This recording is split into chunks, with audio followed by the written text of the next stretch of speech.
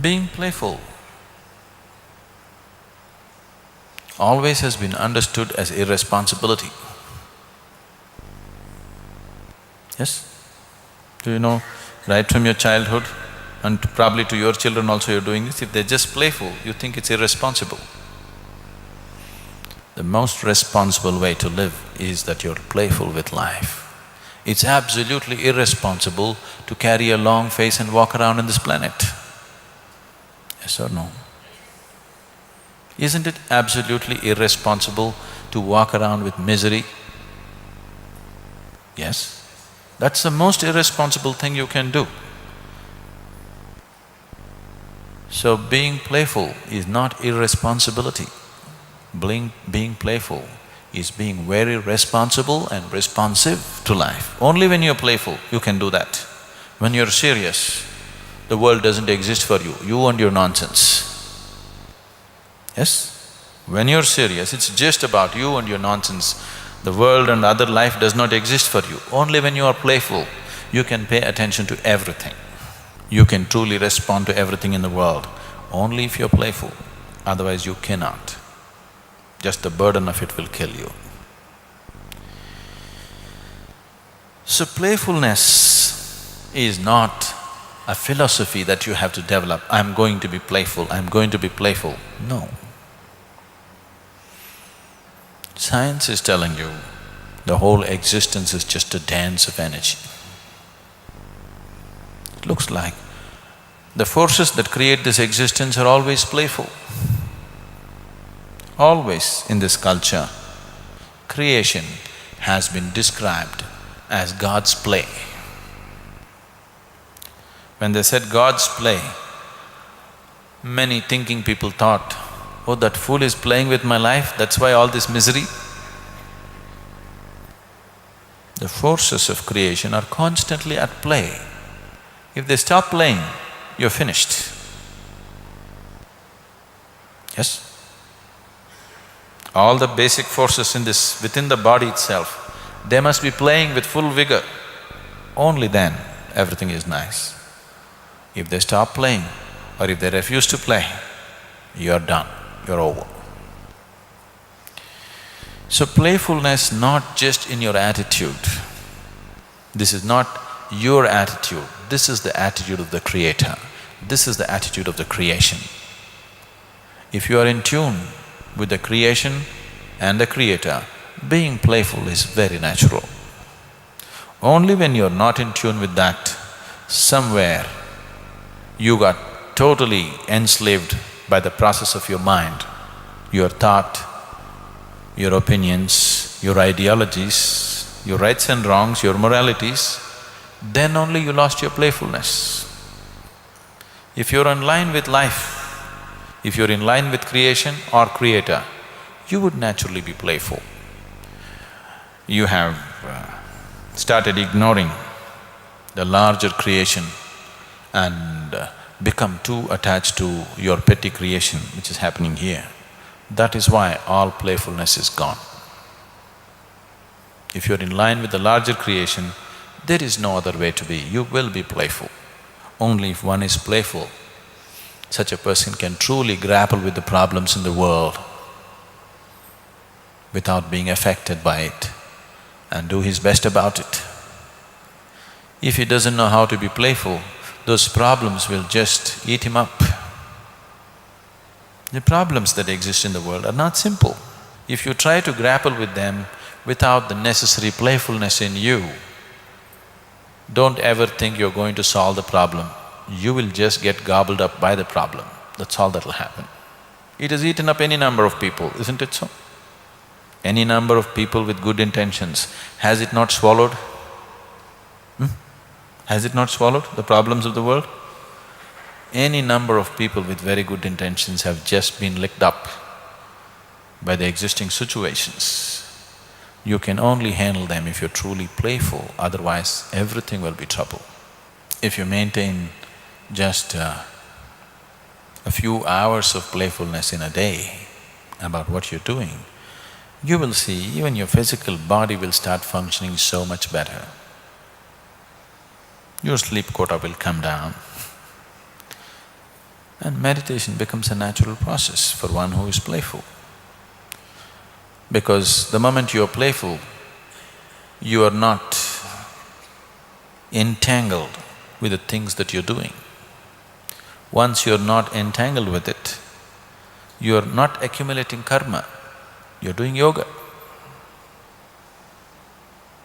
The process of living is not entangling, the process of living has become liberating.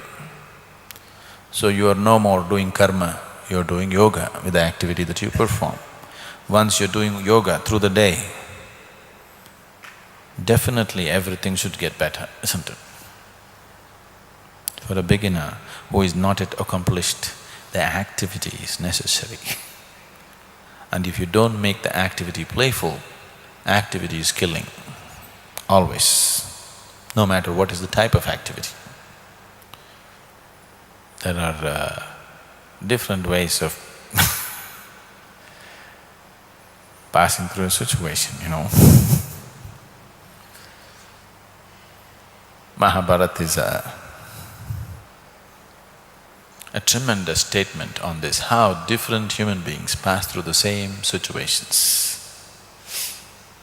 Almost everything that Krishna is going through on a smaller scale, people around him are going through.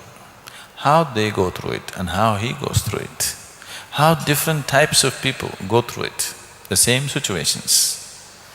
Mahabharata is a tremendous document on that, how different types of people of different levels of consciousness exist and go through the same situations. When there is some problem, you're traveling outside or you're in the office, some problem arises. If there are 10 people, how these 10 different people experience this little problem that's come up?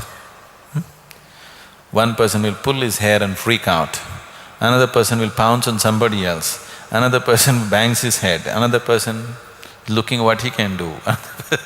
Do you see this thing happening? The same given situation. So fundamentally, that's what Mahabharata is. That there are all types of people. Good people, bad people, outright evil, absolutely virtuous, various types of people. If you look at it, every kind of human being that you can find in any society, they're all there in Mahabharata, a whole range of people.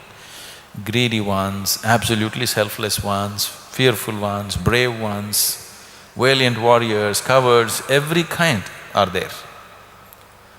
And they're all being put through a whole intense drama, and you look at each one's experience, it's very different, and the way he handles this is very different, and where he lands up in the end is very different.